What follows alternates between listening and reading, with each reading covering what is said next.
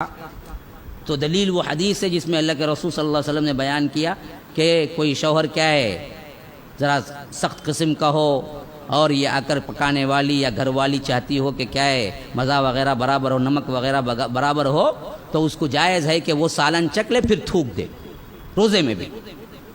ہاں رہتے نا بعض جنے نمک ذرا کم رہا اٹھاؤ پھینکتا، کیا جی بنائے سو تمہیں؟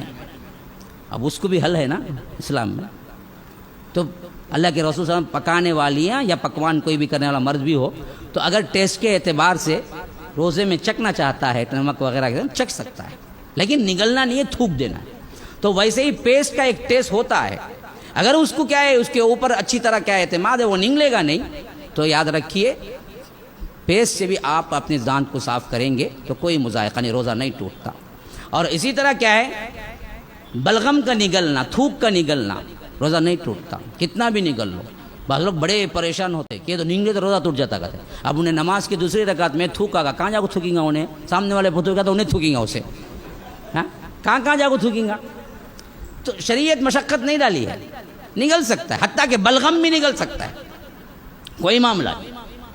ہاں دانت وغیرہ میں کبھی کیا ہوتا ہے کھانا پھنس جاتا ہے، ہاں سحری کا کھانا پھنس جاتا ہے، وہ بعد میں معلوم، اسی وجہ اچھی طرح کلی کر لیا کرو۔ یہ کلی ہے نا بہت اہم چیز ہے، اللہ کے رسول سخت پسند کرتے تھے اپنے دانتوں کو صاف رکھنا ہمیشہ۔ تو کبھی ایسا معاملہ ہوگا تو آپ کو نگلنے کی وجہ تھوکنا پڑے گا کہیں بھی ہو، کیونکہ وہ غذا ہے، وہ کھانا اندر نہیں جا سکتا۔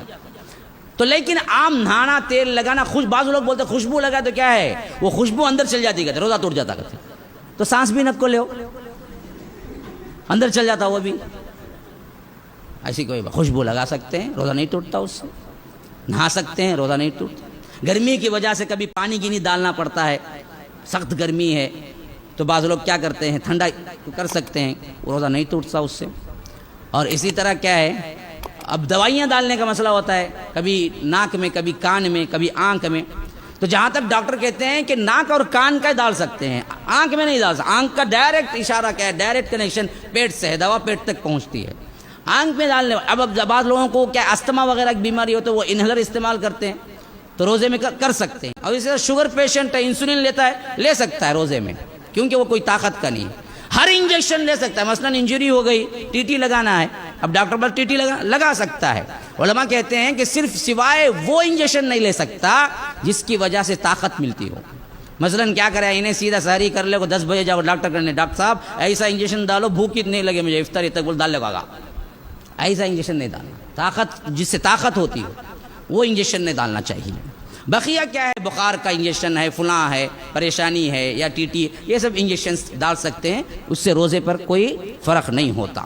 ہاں خے کے معاملے میں فرمایا کہ اللہ کے رسول نے جو ہاتھ ڈال کے خے کرتا ہے اس سے روزہ ٹوٹ جاتا ہے عمدن، جس کا خود بخود خے ہو جاتا ہے، زیادہ کھا لیا کچھ بھی ہوا معاملہ خے ہو گیا، کتنے ہی ہوئے کوئی مسئلہ نہیں، اس سے روزہ نہیں ٹوٹتا ہے، اس سے روزہ کوئی بھی اس میں فرق نہیں ہوتا ہے۔ اور اسی طرح کیا ہے کہ کھانے پینے کے سلسلے میں سب سے اہم چیز یہ ہے کہ بھول کے کھا پی لے روزہ نہیں ٹوٹتا ہے۔ اور بندہ کیا ہے عموماً ایسے ہی بیٹھتا ہے تو پانی پیتا ہے، اب آفس میں آگے بیٹھا پانی رکھا ہوا تھا پی لیا، اب بعد میں ارے کیا ہے میں روزے سے ہوں، فرق نہیں پڑتا ہے۔ لیکن اب آفس میں جب آیا دوسرا بندہ ہی بیٹھا ہوا تھا اس کا دوست بھی، اب یہ پی رہا ہے، ارے انہیں بھول کو اتنا پیتا پی لیندے، بول کو نہیں بیٹھنا، انہیں روکنا، یہ تمہیں روزہ جی تمہیں پیونوں کو روکنا چاہیے، امر بالمعروف نہی عن المنکر کا حکم ہم ہی ہے، روکنا ہے۔ لیکن کہیں تنہا ہے پی لیا کوئی مسئلہ نہیں، کھا لیا تو اللہ کے رسول نے تو یہاں تک فرمایا کہ یہ اللہ کی طرف سے چھوٹ ہے، اس نے اللہ نے کھلایا پلایا تمہیں، کھا لو پی لو، اللہ کھلایا پلایا بول کو پینے کے ٹائم پہ یاد آیا اللہ تعالیٰ کھلاتا پورا پی لیں گے بول کو نہیں، رکھ ڈالنا، جہاں تک یاد نہیں ہے وہاں تک کا مسئلہ ہے، اس کے بعد اٹھا کے رکھ دینا اس کو۔ ہاں تو یہ کیا ہے ٹوٹنے کے سلسلے میں چند چیزیں کیا ہے ذہن میں آ گئی۔